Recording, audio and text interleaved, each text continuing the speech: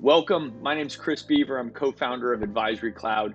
And today we're going to be learning more about one of the many companies using AdvisoryCloud to connect with advisors and build an advisory board. Today we have with us Osama Usmani, CEO of HealthPass. Osama, welcome so much. We appreciate you being here.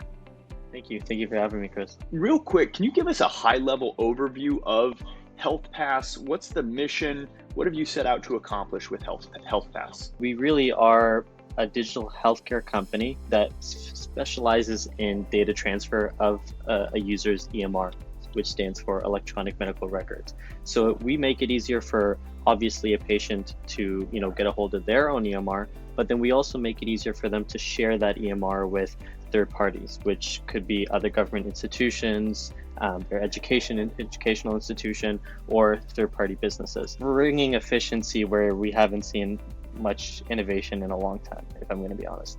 What led to the creation of this company? What was it about your background that led you to recognize the need for HealthPass and your product? We had a few stories that hit close to home when it came to COVID. I think a lot of people are underestimating how large of an impact this is going to have on everyone, and we realized that the best way for people to receive healthcare in this day and age in a post-pandemic era is in a remote way.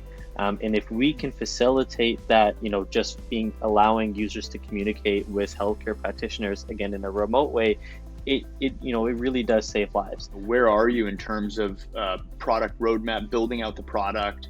Where does that stand today? So since January, we started, I really use that as we started building the team and building the plan out. We kind of really had to work together to come up with the most kind of simplest plan. What is it that our product is going to do?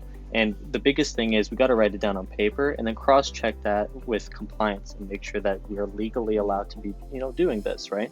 And once we got that part out of the way, we really were kind of springboarded, because that's when a lot of the industry as is was able to kind of see it and recognize it and kind of approve of it in a way. I don't have anything to show for it right now, but we have a prototype that we are working on, hopefully trying to deliver by the end of this year. We'll see how it goes. In terms of your roadmap, beyond launch of the product this year, what do you see happening over the course of the next 1 to 2 years? But in terms of what we've got going on right now, yes, we do plan to finish everything up in December. We have a client that we're working on a pilot program with, so really starting to collect that data.